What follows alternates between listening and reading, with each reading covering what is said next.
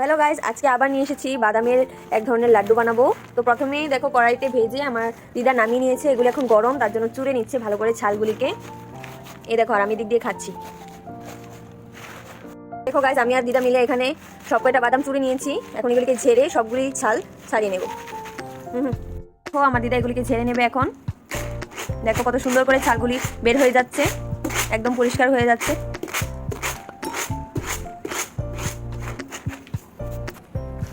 বাহ, খুব সুন্দর, সব কয়টা পরিষ্কার হয়ে গেছে দেখো।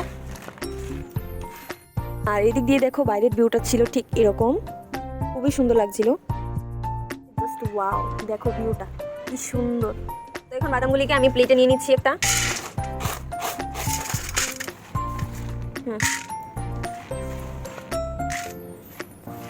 দেখো কত সুন্দর করে ছিলে গেছে। আমি এখানে একটা কড়াই বসিয়ে দিয়েছি। এখন আমি এটাতে গুড় দিয়ে দেবো। এখানে দেখো গুড় দিয়ে দিচ্ছে।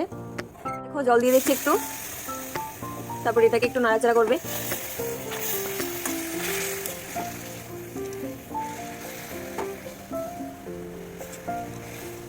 আর একটু জল দিলে মনে ভালো করে লইলে, আর একটু জল দিয়ে দেবো।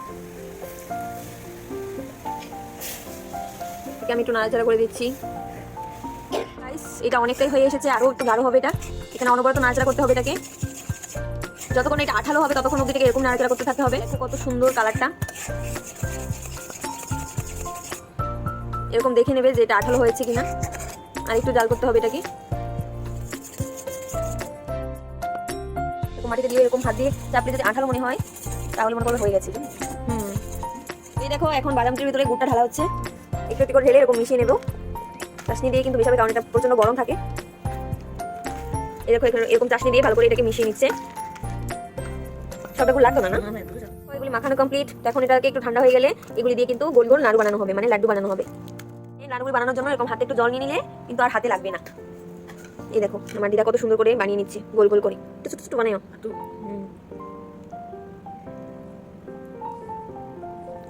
ফার্স্ট লাড্ডু, পরে আরো হচ্ছে এখানে।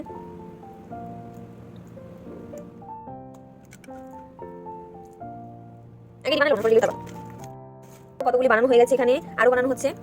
দেখো অনেকগুলি কিন্তু হয়েছে। গাইজ আমাদের সব কয়টা লাড্ডু বানানো কমপ্লিট। তো লাড্ডুগুলি কেমন হয়েছে তোমরা অবশ্যই কিন্তু কমেন্ট করতে ভুলবেন না। টাটা।